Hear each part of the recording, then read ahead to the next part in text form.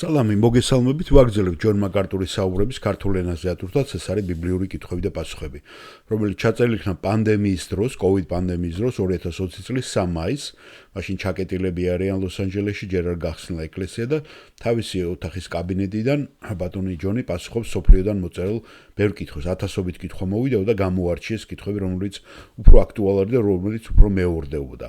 ჩვენ 74 ნაწილს მალე დავამთავრებთ. შემდეგ კითხვა ეკუთვნის ქორწინება არ დაქორწინებას, მარტო ხელად დარჩეს ადამიანი თუ დაქორწინდეს. როგორ გავიგოთ ბიბლიიდან მოწოდებული ხარ თუ არა მარტო ხელობისთვის თუ ქორწინებისთვის. ეს ხშირად აინტერესებთ ხოლმე დასავლეთში, სადაც უკვე ძალიან ბევრი რამე იცით შეიცვალა. ეკონომიური გაჭირვების გამო, ურთიერთობების გამო, სანდოობის გამო, ძალიან რთული გახდა ამ საკითხის გადაწყვეტა. და მელონი კითხვა სვავს. მელანი ალბათ ქალი არის. როგორ გავიგოთ, როდის ხართ მოწოდებული მარტოხელობისთვის და როდის ქორწინებისთვის? არსებობს თუ არა ბიბლიური მიზეზები მარტოხელობის ნიჭისთვის, ხო? ესეც ნიჭია, რომ მარტოხელად არჩეს ადამიანი და ჩვენ წავიკითხავთ ამ ეპისტოლე პირველი კორინთელთა მიმართ მეშვიდე თავს, რომელიც ალბათ ძალიან კარგი ის არის, რომელსაც ჯონ მაკარტური იხსენებს, მაგრამ არ მოყავს. პავლეს მიერ ჯონ მაკარტური იწევს ესე, პავლეს მიერ კორინთეულ მიმართ პირველი ეპისტოლე მეშვიდე თავში მოყვანილი ერთი ბიბლიური მიზეზი მარტოხელობისთვის. ნიჭისთვის ეს სულიერი მიზნებისთვისაა და პავლე ამბობს ამას. ის ამბობს, რომ დაქორწინებულებს აინტერესებთ ის, თუ როგორ ასიამოვნოსოთ ცოლს და უკორწინებულებს კი ქრისტეს. აი ეს არის მთავარი. მიდგომას ესე იწვევ და მე წავიკითხავ ამ ადგილს, რათა უფრო გაგვიადულდეს ჩვენ. რაც შეეხება იმას, წერს პავლე კორინთელებს მეშვიდე თავში. რაც შეეხება იმას, თქვენ რომ მომწერეთ, კაცისათვის კარგია არ გაეკაროს დედაკაცს, მაგრამ სიძვის თავიდან ასაცილებლად ყოველ მამაკაცს ყავდეს თავის ცოლი და ყოველ დედაკაცს თავის ქმარი. ქმარმა ჯეროვანი პატი უნდა სცეს ცოლს, აგრეთვე ცოლმა ქმარს. ცოლი არ უფლოს თავის სხეულზე, არამედ ქმარი, ასევე ქმარიც არ უფლოს თავის სხეულზე, არამედ ცოლი. ნუ გაშორდებით ერთმანეთს, თუ არა შეთანხმებით და ისიც დროებით, რომ ლოცვა მარხისთვის მოიცალო და კვლავ ერთად იყავით, რათა სატანამ არ გამოგცადოთ თქვენი თავშეუკავლობით. ხოლო ამას ვამბობ დასაშვებად და არა ბრძანებით. ვინაიდან სურს, ყველა ადამიანი ისე იყოს, როგორც მე ვარ, მაგრამ ყველას თავისი ნიჭი აქვს ღმერთისაგან, ზოგს ასე, ზოგს ისე. ხოლო დაუქორწინებლობსა და თქვრიებს ევეუნები, რომ კარგია მათთვის ჩემსავით დარჩნენ. მაგრამ თუ არ ძალო თავშეკავება, იქორწინონ, ვინაიდან უმჯობესია იქორწინონ, ვიდრე აღეგზნონ.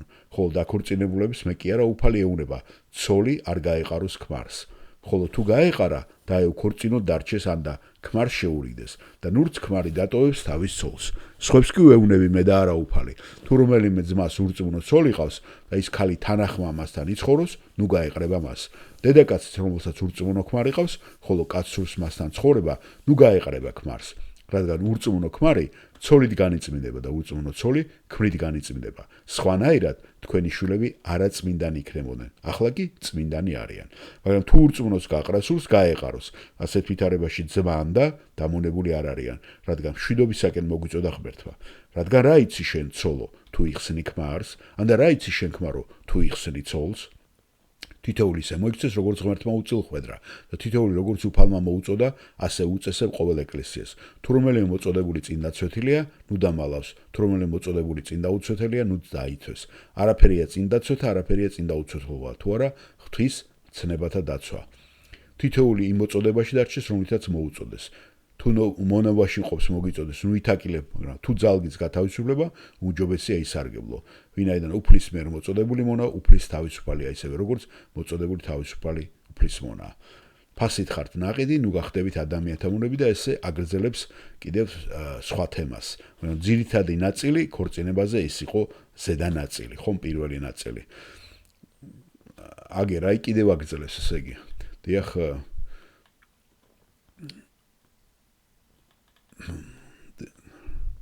აი ესე არა, ბოლომდე გავაგრძელოთ არის. ქალწულთა შესახებ არ მიმიღია ბრძანება უფლისაგან, მხოლოდ რჩევას გაძლევთ, რადგან სარწმუნო უფლის წყალობით. ვფიქრობ, რომ ახლანდელი გაჭირვებისას ადამიანსაც უმჯობესია დარჩეს როგორც არის.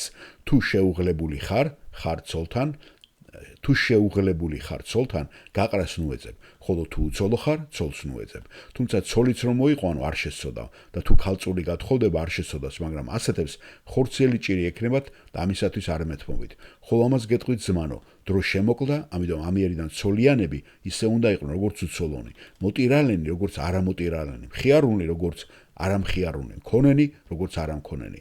ამ ქვეყნებით მოსარგებლენი თითქოს სრულად არ სარგებლობენ მისით, რადგან წარმავალია ქვეყნების ამჟამინდელი სახე.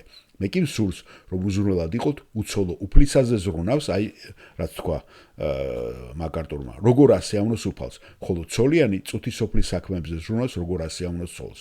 ქმრიასა და ქალწულს შორისაც არის განსხვავება. უქმრო ქალწული ქალი უფლისაზე ზრუნავს, რათა სხეულითაც წმინდა იყოს და სულითაც. ქმრიანი კი წუთისოფლის საქმეებზე ზრუნავს, როგორ ასეავნოს ქმარს. ამას გეუნებით თქვენ და სასარგებლოდ, არა იმიტომ რომ მარყუჟი მოგდოთ, არამედ იმიტომ რომ ღირსეულად მოიქცეთ და განუწყვეტლით აურკვევლად ემსახუროთ უფალს. თუ ვინმე შეუფერებლად მიაჩნია რომ მისი ქალწულობა ახალგაზრდობისასაც გადასცდა, როგორც ენებოს ისე მოიქცეს, არ შესწოდავს, დაედა ქორწინდნენ ასეთნი. ხოლო ვინც მტკიცედ გადაწყვიტა თავის გულში რომ არ უჭირს, არამედ ფლობს საკუთარ ნებაზე და იმგვარად განჟა და თავის გულში რომ დაიცვას თავის ქალწულობა, კარგად იქცევა. ამიტომ ვინც შეაუღლებს თავის ქალწულს, კარგად მოიქცევა, ხოლო ვინც არ შეაუღლებს, უკეთესად მოიქცევა.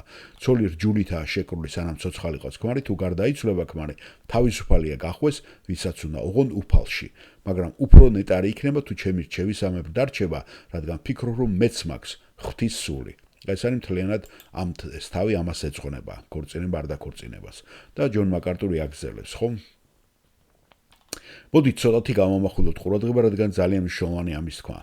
მარტოობა მხოლოდ თავისუფლებისათვის, მარტოობა რათა შეძლოთ ნებისმიერ ამის გაკეთება გართულებების გარეშე, მარტოობა რათა გქონდეთ მოკლევადიანი ურთიერთობა ქალებთან და შემდეგ გადახვიდეთ შემდეგზე, ერთი გალი გამოიცვალოთ და შემდეგ მეორეზე. ცხადია ეს ცოდვაა. ცოდვაა ქორწინების გარეშე ქალთან ურთიერთობა. ასეთი მარტოობა, რომელიც მხოლოდ პირადი თვითრეალიზაციისა და პასუხისმგებლობისაგან თავისუფლებისთვის არსებობს, ნამდვილად არ არის მიზეზი, რომ არც ერთი ქრისტიანი იყოს მარტოხელა. ქრისტიანისთვის დაუქორწინებლობისთვის საკუთარ თავს უნდა გკითხოთ. შემიძლია კმაყოფილი იყო დაუქორწინებლობი და შემიძლია თუ არა ეს დაუქორწინებლობა სამეფოს, ღმერთის სამეფოს მიზნებისათვის გამოვიყენო, რათა მეუღლეზე და ოჯახზე ზრუნვის გარეშე მხოლოდ უფლის სახურებას მიუძღვნა თავი. ეს იქნებოდა დაუქორწინებლობის ნიჭის ბიბლიური მიზეზი. ეს არის ის, რასაც კორინთელთა მიმართ ამ მე-7 თავში პირველ ეპისტოლეში კითხულობ ჩვენ. ახლა ამის თქმის შემდეგ, ალბათ უნდა ვთქვათ, რომ ზოგიერთი თქვენგანი შეიძლება ფიქრობთ, რომ დაუქორწინებლობის ნიჭი გაქვთ, რადგან ჯერ არავის თხოვეთ თქვენ დაქორწინება. ეს ჩემთვის შემაწუხებელია და ცოტა არ იყოს ძალიან საეჭვოა. ხედავთ, როცა არასწორად ესე იგებენ პირდაპირ და მონაზვნების და ბერობის ინსტიტუტი კათოლიციზმის. ჯონ მაკარტური კატეგორიულად ვერ იღებს, რომ დღეს ვისა აქვს ესეთი ნიჭები, ხო? ნახეთ, ამას ჯობია დაქორწინდეს და გამრავლდეს ადამიანები, ხო? ხალხი ასეთ გვიან ასაკში ქორწინება დღეს. გონი დაახლოებით ერთი კვირის წინ წავიკითხე, რომ ახალი ნორმა ამერიკაში 35 წელია, როდესაც ადამიანები ერთგვარად უკვე ნორმად იღებენ ქორწინების ამ ასაკს. მაშინ მე კითხვას ვსვავ, რას აკეთებდით საკუთარ თავთან 18 წლის განმავლობაში, სანამ საშუალო სკოლის დამთავრების შემდეგ, რას აკეთებდით უმაღლესში, ნახეთ თუ სწავლობდით. ხედავთ, ქორწინება სიცოცხლის მადლია. ზოგიერთმა თქვენგანმა მამაკაცმა უნდა გაიგოს, რომ ყველაზე დიდი რამ, რაც შეგიძლიათ გააკეთოთ, არის უფლის ერთ-ერთი ქალიშვილი აიყვანოთ და მასზე იზრუნოთ, დაქორწინდეთ და სიცოცხლის მიცემა, როგორც მისი მოსიყვარულის. იყავით მისთვის ისე, როგორც ქრისტე ეკლესიისთვის, საქმრო. საქმე არ არის რაღაცა ამერიკის ან იდეალური ადამიანის პოვნაში, ხო, მის ამერიკის პოვნაში, სილამაზის კონკურსში გამარჯვებულის. არამედ საკუთარ თავს კითხვა უნდა დაუსვათ. შემიძლია ვიყო მწყემსი ქალისათვის, რომელიც ქრისტეს ეკუთვნის და შეგვიძლია თუ არა აღზარდოთ ღვთისმოსავი შვილები მისი პატივისცემისა და მისი დიდებისათვის. აი ეს არის კითხვა, რომელიც უნდა დასვათ თქვენ, სანამ ამ ნაბიჯს გადადგოთ. უბრალოდ როგორც ჩანს, ყველას აქვს თავისი გზა და ადამიანები ქორწინების ნორმალურ პერიოდში გადადიან, ცხოვრებისადმი ისეთი დამოუკიდებელ მიდგომას ქმნიან, რომ მათთვის ძალიან რთული იქნება მერე ვინმესთან კავშირის დამყარება. უკვე ყალიბდება ეგოისტი ადამიანი, რადგან მათი ეგოიზმი იმდენად შეიძლება დიდი იყოს, უკვე რომ გაუჭირდეთ მათ უკვე ვინმეს გაუზიარონ თამათი ცხოვრება. ამიტომ კითხეთ საკუთარ თავს, არსებობს თუ არა ჩემს სამყაროში ღვთისმოსავი ქალები, რომლებსაც უფალმა მე შემახვედრა. რომლებზეც მე შემიძლია ვიზრუნო, როგორც ქრისტეს ზრუნავს ეკლესიაზე, რადგან სწორედ ამას უნდა აკეთებდეს ქმარი, რომ გიყვარდეს შენი ცოლი ისე, როგორც ქრისტემ შეიყვარა ეკლესია. ჩვენ გვიყვართ ჩვენი ცოლები გადარჩენის, დაცვის, ზრუნვებისა და სიყვარულის გზით. შემდეგ უზრუნველყოფთ მათ იმით, რაც მათთვის ყველაზე მეტად დამაკმაყოფილებელი და რა არის ეს? შვილები. გახსოვთ, როგორ გადარჩება ქალი რას ამბობს? როგორ გადარჩება ქალი? პავლე ამბობს შვილების გაჩენით. ქრისტიანმა მამაკაცმა უნდა თქვას, მე უნდა შევუვერთო ჩემი ცხოვრება ღვთისმოსავი ქალის ცხოვრებასთან, რათა ის სრულფასოვანი გახდეს. ასე რომ საქმე ჩემში კი არ არის, საქმე არ არის მე მყავდეს რაღაცა სანახებულ ამაზი ცოლი. რაზეც შეიძლება მე ყველაფერზე უარი თქვა. არა, თქვენ უნდა დათმოთ ყველაფერი, რათა თქვენი ცხოვრება სხვას მისცეთ და შემდეგ ყავდეთ შვილები სიხარულად, რაც ავსებს უკვე თქვენ ცოლს და თქვენ სხვათა შორის, თქვენს გავსებთ შვილების ყოლა. ასე რომ დაფიქრდით ამაზე ბიბლიურად, რა თქმა უნდა და არა ეგოისტურად. კარგით? მადლობა მოსმენისათვის.